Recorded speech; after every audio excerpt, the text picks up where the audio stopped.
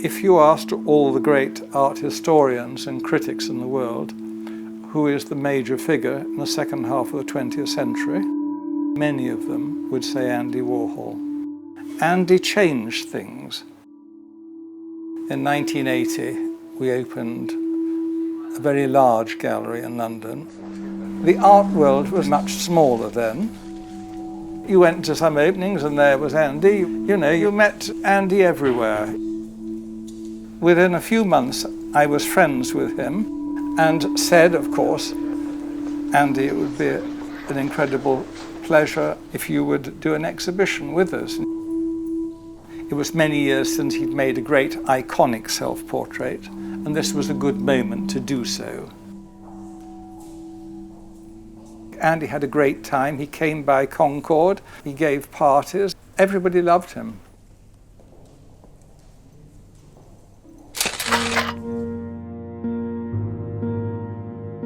I personally think that Andy was very obsessed with death. The assassination of JFK in 1963 was an extraordinary turning point for America.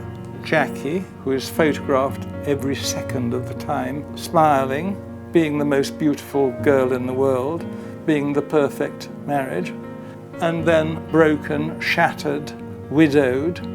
What she did, who she was, are defined in some funny way by the images that Andy took. We remember her that way.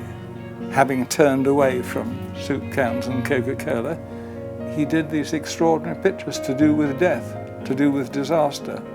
A black man being attacked by an Alsatian, the dog is ripping his trousers right off.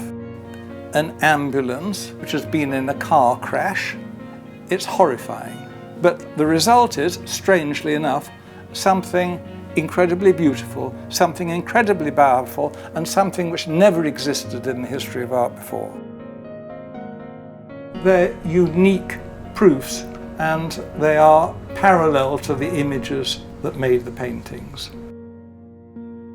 They were printed in a way so that they retain the sense of graininess that comes from the mass media.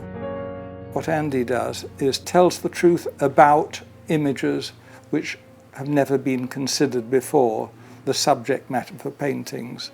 To have the courage to do that made him the great artist that he was.